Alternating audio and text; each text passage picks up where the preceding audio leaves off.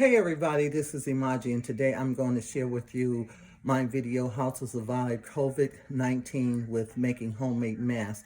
Now, about a month ago when I started making these masks, I was told that they serve no purpose, they're no good, but now we're being told by the government to leave all the medical masks for the doctors, for pretty much for anyone that serves the public. But we're also being told that we must wear a mask as well. So I'll show you step by step how to make your very own homemade mask, and I'll get to my little work area and we'll get started. Okay, so again, we're going to do the video on surviving COVID-19 with the homemade mask, and I would like for you to subscribe, like me, tag me, and we're going to have some fun with this a little bit later, but let's get started. These are the nicely designed masks that we'll be making. Hope you can see that. You can see that this is one of the favorites that I like to wear. This is something I find fun for the kids. And this is for the churchgoer. I have many different kinds. Like I said, when it first started, I knew it was going to be a problem. So I had a little jump on it, and I was able to get some really nice materials. These are just a few. That's Spider-Man. Again, this is my favorite, one of my favorites. We have something for the gentleman, because we all know men need masks too, right? For the children. We even have the Raiders. I have some camouflage. If you can see that, that's partially done, but that's okay. And cheetah. Those are just a few of the materials that I've made the mask out of. So we're going to put those out the way. And I'm going to tell you every single thing that you need to make your very own mask. Now, as you can see, I have a little towel down here. This is one of the towels that I've been using.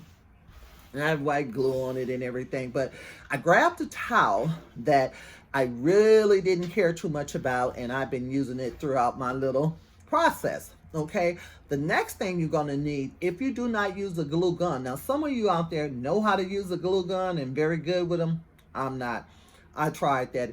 It was a disaster. Okay, so you're going to need your trusty iron, if you can see that. And you're going to need it to be really hot. You're going to need your scissors. Okay, you're going to need some fabric. If you're going to use fabric, you're going to need some fabric glue, and that is one of my favorites. It works really, really well. You're going to need some heat bond. This is just a little piece, but it comes in a pack like this. I buy it at Walmart. Costs about $2.50. It's good to have that. You're going to need some extra white cloth material. See how long it is? It's about 1.5 inches, close to 2 inches on one side, and I would say about 1, 2, 3 inches across. Okay, you're going to need some elastic. You gotta have the elastic. And what I'm finding out for the late bloomers, the late comers, it's getting kind of hard to get that elastic. So I'll be doing a video in the next day or so on telling you how to use other options than elastic, okay? You're gonna need some bread ties. See, these are the little ties that you wrap around your bread and close your bread. These right here, I got at a restaurant supply store. Now, you may not be able to get them because we know if you're not well, then again, you may be able to get them. But you're going to need some wax paper. You're going to need, if you desire, clear, sanitized plastic bags. And again, the wax paper. I also have handy alcohol. Now, the first thing I do, which I've already done, is wash my hands really thorough, because you got to keep in mind, you're doing these, in most cases, you're doing these masks for someone other than yourself. You want to make sure that they're sanitized, right? So once you get ready to get started, you lay out all your materials, and as you can see, mine is pretty much pre-cut, pre-prepared, and we're almost ready. So first thing I do is just put some alcohol in my hand. rub it thoroughly, sanitize my hands so I don't have to worry about any of that. And just so you can see what I used as a pattern, this is one of the traditional masks that everyone has been looking for, can't find, and we're being told not to use. Now, if you have one of these masks handy, I suggest you do two things. Feel across so you can feel the little metal piece. That's to form to your nose. And that is what I use the bread ties for. Also, when I started, I had one of these on hand. I called up a friend and said, look, do you have any more of those masks? And she said, yeah, coming by, get one. And I took it apart and I used it for my pattern. So in most cases, unless I increase the size or decrease the size, in most cases, all my masks going to be pretty much the same. Now, of course, when you're doing the folds, it's a little different, but pretty much the same. So we're going to start with selecting what we're going to use today. Tell you what I'm going to use today. I'm going to use the football. Well, can't use that one because that one's kind of pre-done.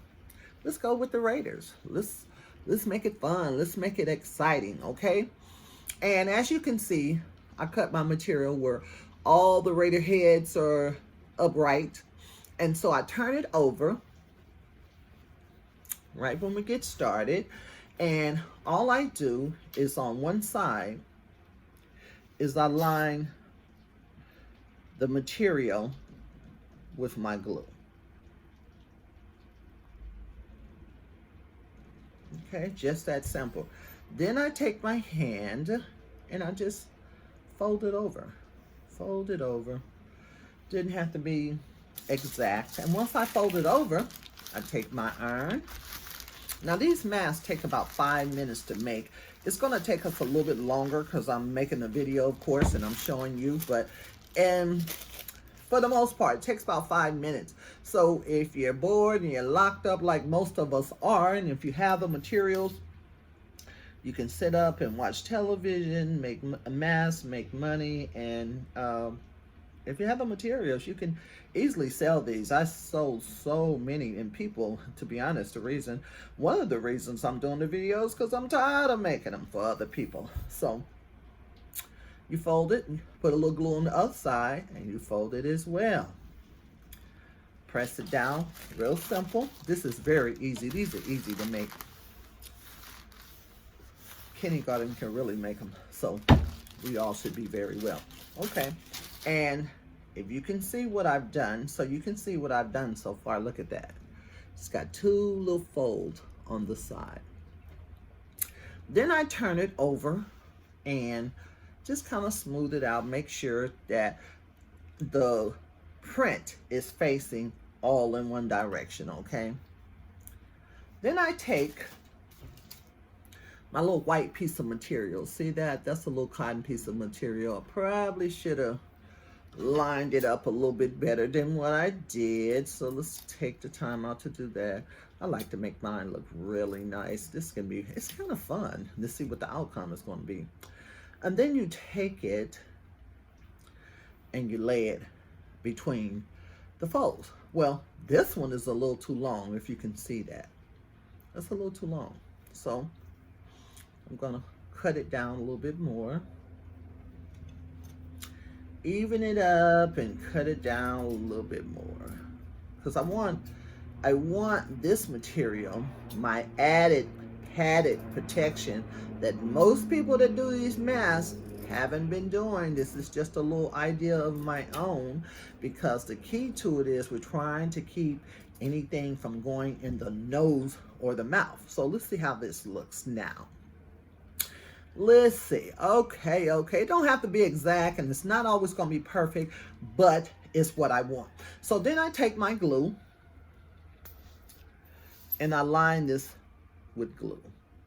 Just go around the edges of this cotton material. This is white cotton material. Again, I bought this at Walmart.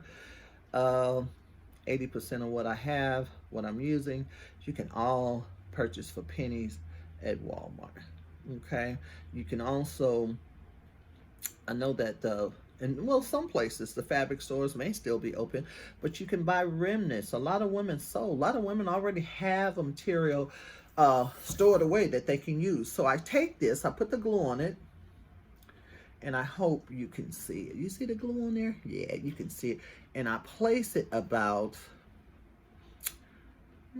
maybe about 1 inch from the top, because I'm trying to make coverage for the nose and the mouth again. So once I place it there, I smooth it down, and then I just take my trusty iron and my wax paper. And the reason I use the wax paper is so that I can protect my iron. I might need to use it again. Of course I will. Okay, so once I've done that, that's all smoothed out.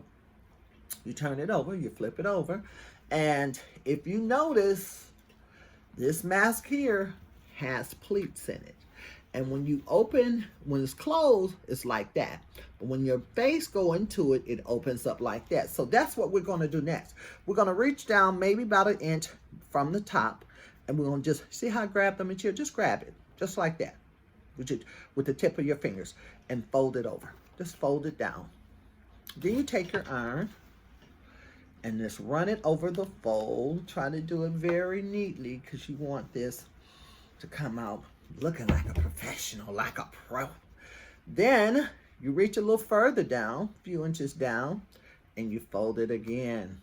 I only fold mine 3 times. I think the one that I used as a pattern had 3 folds, but I'm starting to see that one looks like it may have 3. One moment it looks like it may have 4. Then you reach a little further down on the material. Now you got 3 little pleats, folds, or what you want to call them. And you just run the iron over it, because you're trying to get that little dent into the material. And then you take your glue and you go under the first fold. You put a little glue in the corner, just in the corner. Under the second one, put a little glue just in the corner. I'm making a mess here, but under the third one, you're going to put a little glue. And then you go to the other side, do the same, put a little glue in each corner. Not too much, because you don't want it oozing out the sides.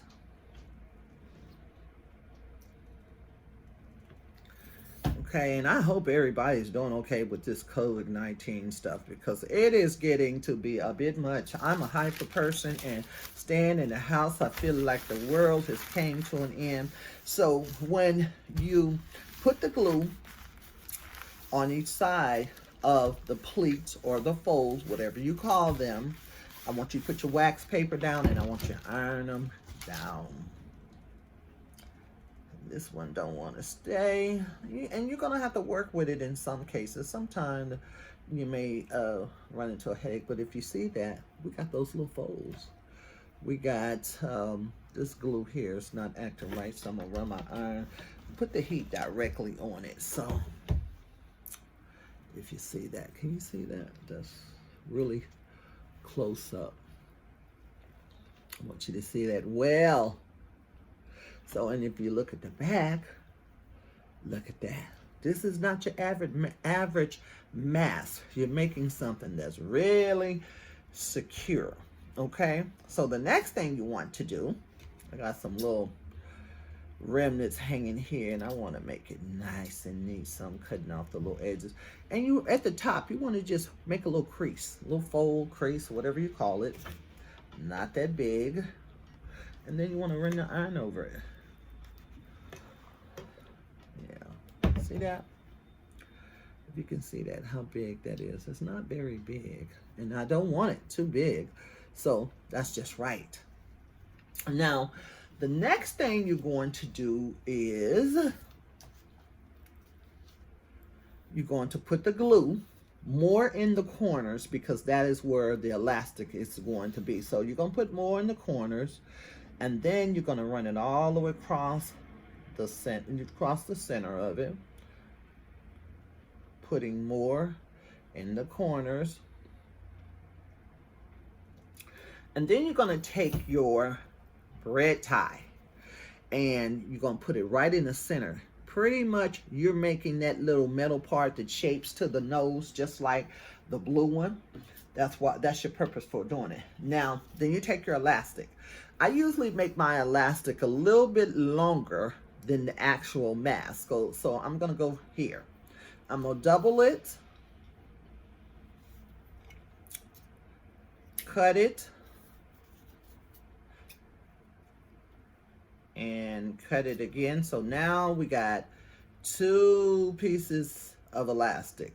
So I'm gonna go to the corner of one side and just place it there. Just place it, not too much, just some, not too much. So I'm gonna turn this around so you can actually see, because some people are just gonna have to see it. If you can see that, see how I just placed a little bit on the edge. You see that? I'm gonna raise it up. You can see that. So we have the elastic in the corner, then we have some glue, then we have a bread tie, and then we have some elastic, okay? So turn it back around. I was just doing that to show you. And then just fold it down. Fold it down. And see how I just closed it with my fingers, kind of holding the end of it with the, with my fingers. And also with that little, the metal part is to shape to your face, but every time I pick up one of my masks, I can tell the right way to put it on because I can feel the metal right there. So then I take my wax paper and put over, and I put my heat to it. I run the heat all over the top. I use this opportunity to run it on the sides again, reinforcing the sides. And then this is what we have here. So far, sometimes it's gonna stick a little bit. The glue's gonna stick on your towel. Don't panic, it's just hold it in place and pick it up and it'll do it. This is what we have so far. See that? See how it's coming together? It's coming together just great. Okay, so then we're gonna take our heat bond. And you see it's not very big, it's not very big, but I cut 2 pieces. I cut 1 piece, 2 pieces. And I use this to give the sides a little added protection. Now this is heat bond, and on one side it's gonna feel kind of rough, rigidy. So that lets you know that's the side with the heat on, and I put it on the sides, right below where that elastic is. And I apply my heat. See that? I want you to see that well. See how close I put it right below where the fold is. I put it on the sides, and it's applying more protection to your folds, creases, whatever you want to call them. We all know what we're talking about, right? So you do the other one, of course.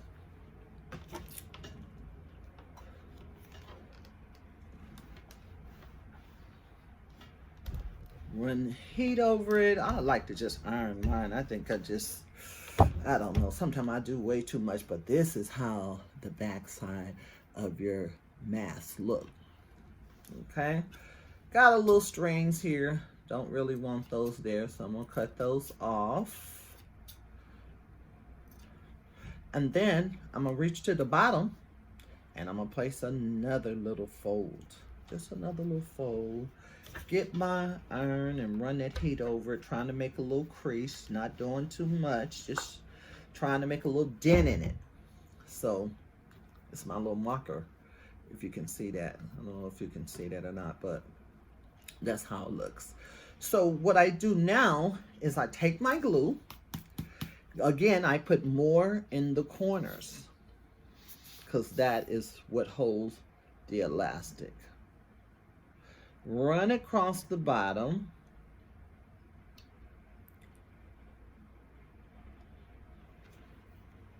And then I make sure my elastic is facing the right way, and I just put under there.